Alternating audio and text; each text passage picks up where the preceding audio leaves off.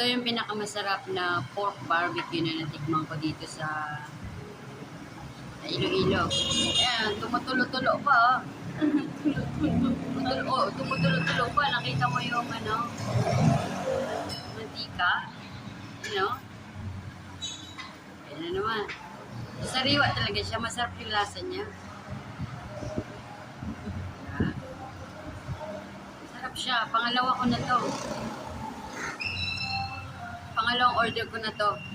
So, sa mga may gusto ng barbecue dyan, kaway-kaway sa mga natatakam dyan. Mainit pa siya, mainit. As in, mainit. Oh. So, kung gusto niyo ng barbecue, pumunta lang kayo dito sa Iloilo. At dito ay talagang malasa. Masarap talaga siya. As in, hindi ka gaganahan ng isa lang. I mean, hindi ka makontento sa isa lang. Talagang order at order ka. Pero hindi ko tinanong kung magkano isa nito. Bahala na, basta masarap siya, no? Hanggat gusto mo, order lang. Dagdag lang ng dagdag. Diba? O, kaya na muna para malaman kung gusto pa uli.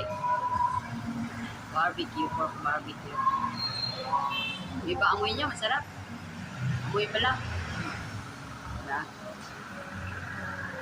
Tapos itong Mountain Dew. Ayan, may Mountain Dew. Yan. Tapos itong Mountain Dew, nakatikim muli ako ng Mountain Dew. Meron pa palang Mountain Dew ngayon dito sa Pilipinas. Diba? Malamig pa siya. So, Mountain Dew daw ito, galing daw sa mountain. Siguro yung mga tulo-tulo dun sa mga dahon, sinahod nila, ginawa nila Mountain Dew.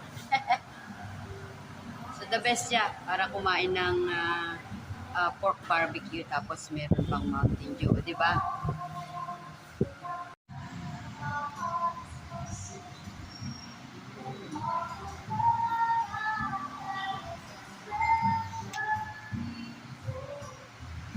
Nagpambo pa natin, oh.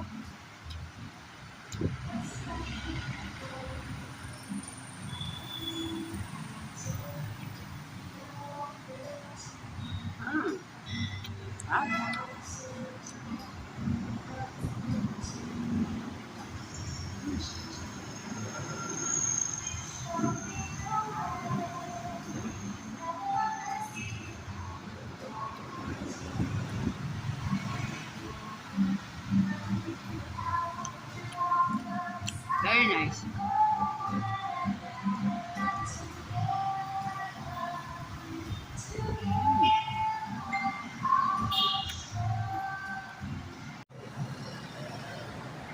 Lagyan.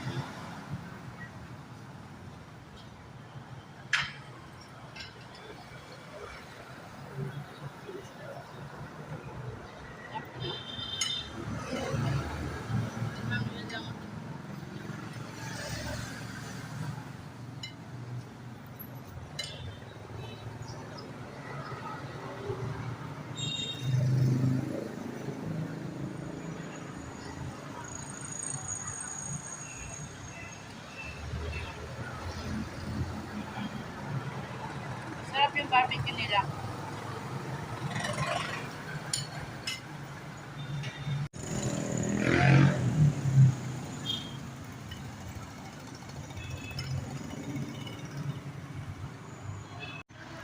So, maganda itong kinainan namin kasi yung kanilang atay, ano nga putahe ito? Yung atay na may itlog, na may sauce, ha? Adobo. Adobong atay ng manok na may itlog. Masarap din yung lasa niya. Wala siyang lansa. So, hindi siya malansa. Ako kumakain lang ng atay ng manok, pero baboy, hindi ko masyado type. So, atay ng manok. So, yung pagkakaluto nila ng adobong atay ng manok na may itlog, hindi siya malansasin. Tapos, meron din ditong sisig. Yung sisig naman nila, ano itong sisig to? Part na ano to, yung parang mataba-taba ng baboy. So, yung sisig nila, yung asim na sisig, tamang-tama. Kaso lang sa tulad ko na hindi ako masyado mahilig sa karne. Okay lang sa akin, so konti lang. Tikim-tikim lang. So sisig ito. Yung sisig nila ay hindi siya chewy, hindi rin siya makunat. Tama lang din. At saka yung lasa ng suka, tama lang. So the best. And then itong adobong atay ng manok. Naubos ko yung isang buo na sinrip sa amin. So, ito pa yung part. Hindi siya malansa. So, okay. Hindi sayang yung binayad ko.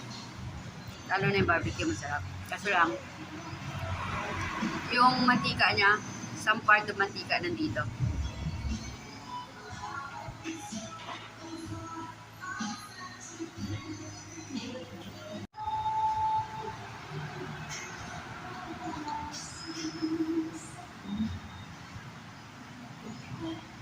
Salt.